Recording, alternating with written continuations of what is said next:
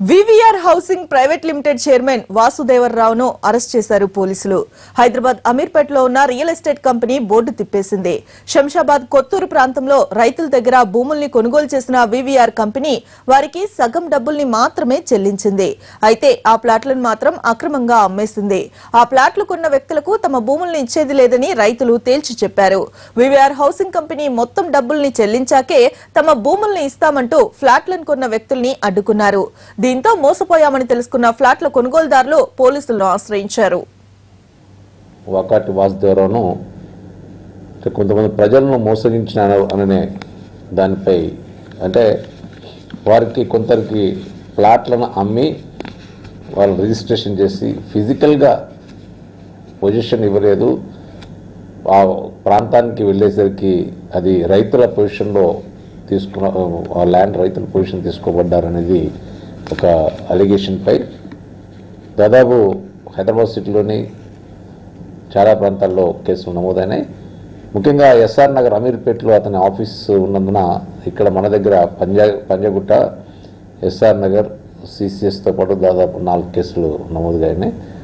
నిన్నే అతన్ని అరెస్ట్ చేయడం జరిగింది.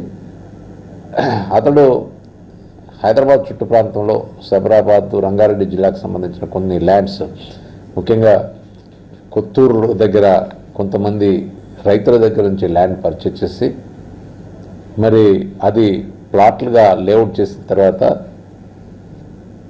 చాలామందికి అక్కడ ఎవరైతే బిల్డింగ్లో ఉన్నారో కస్టమర్స్ వాళ్ళందరికీ కూడా అమ్మడం జరిగింది. అమ్మిన తర్వాత వాళ్ళకు రిజిస్ట్రేషన్ కూడా చేయడం జరిగింది. మరి రిజిస్ట్రేషన్ చేసిన తర్వాత వాటిని అక్కడికి వెళ్ళేసరికి రైతులు వాళ్ళకు మొత్తం డబ్బులు ఇవ్వలేదని తిరిగి వాళ్ళు పొజిషన్కి తీసుకున్నారు ల్యాండ్స్ను.